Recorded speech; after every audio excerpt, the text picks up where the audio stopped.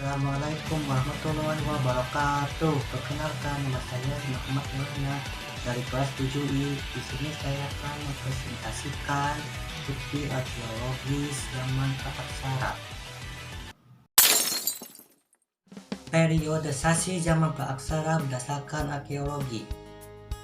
Menurut ilmuwan sejarah atau ahli sejarah asal Denmark, C.J. Thomsen, Christian Juergensen Thomsen, zaman Praaksara di Indonesia terbagi menjadi 3 zaman, yaitu zaman batu, zaman perunggu, dan zaman besi.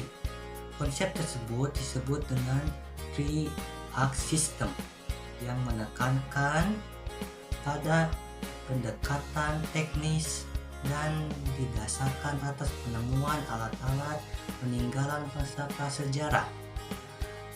Sejarawan Indonesia R. Sumono mengadaptasi teori tersebut dan membagi zaman prasejarah Indonesia ke dalam 2 zaman, yaitu zaman batu dan zaman logam. 1. Zaman batu. Zaman batu tua ini berlangsung pada 50.000 sampai 10.000 sebelum Masehi. Zaman ini disebut sebagai zaman batu tua karena pada saat itu manusia menggunakan alat batu yang masih dibuat secara kasar dan sederhana. Nah, zaman batu ini juga dibagi menjadi 4.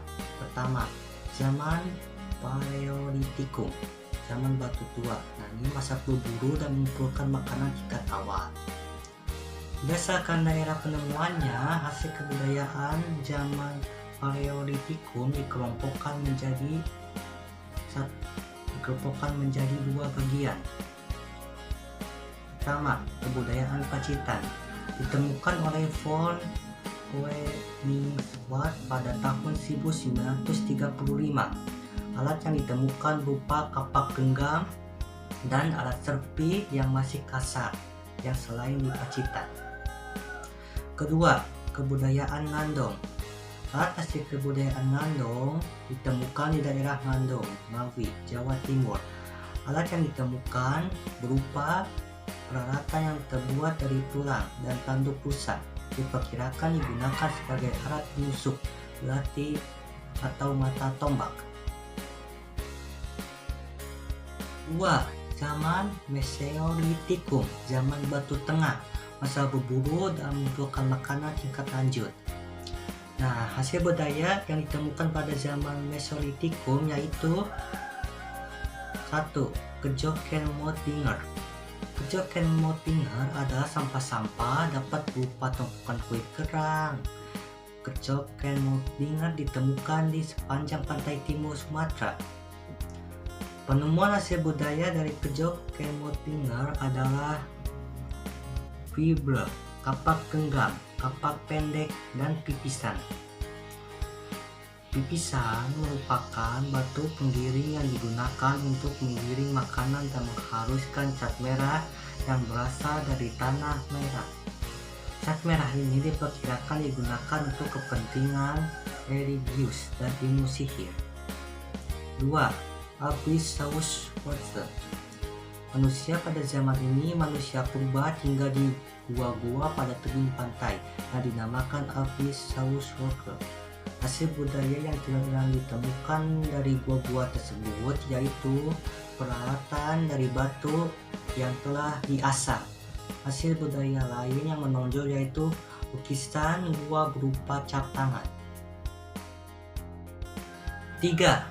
Zaman Neolitikum, zaman batu baru atau batu muda, bahasa bercocok tanam. Nah, bukti arkeologi hasil kebudayaan yang terkenal yaitu 1. Kapak lonjong. Kapak lonjong adalah alat dari batu yang diasah berbentuk lonjong seperti bulat telur. Diperkirakan digunakan dalam menebang pohon. Peninggalan ini banyak ditemukan di Indonesia bagian timur seperti Minahasa dan Papua. 2. Mata panah dan mata tombak terbuat dari batu yang secara halus untuk kepentingan berburu. Ditemukan di Jawa Timur dan Sulawesi Selatan. 3. Perhiasan seperti gelang-gelang dari batu indah banyak ditemukan di wilayah Jawa.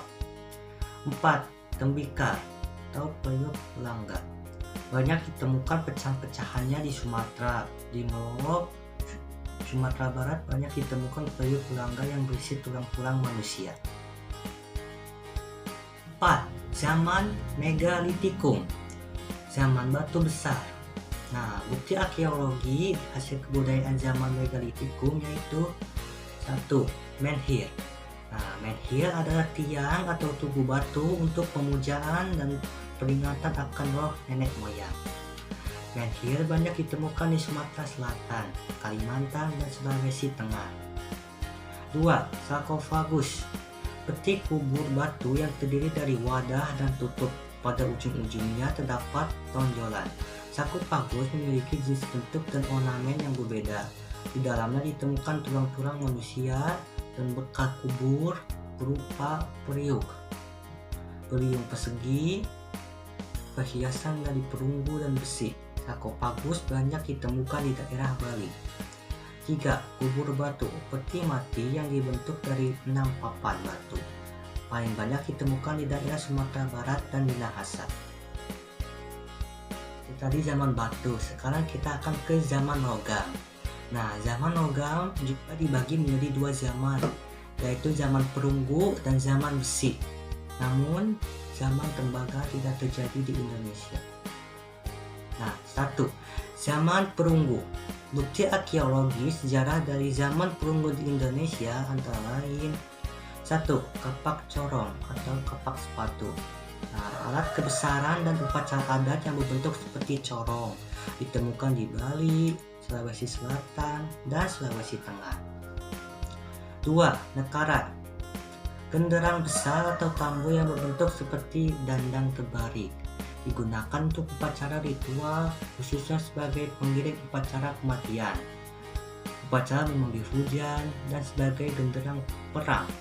Daerah penemuannya yaitu di wilayah Sumatera, Jawa, Bali, Sumbawa, Pulau Roti, Selayar, dan Kepulauan di Nekara.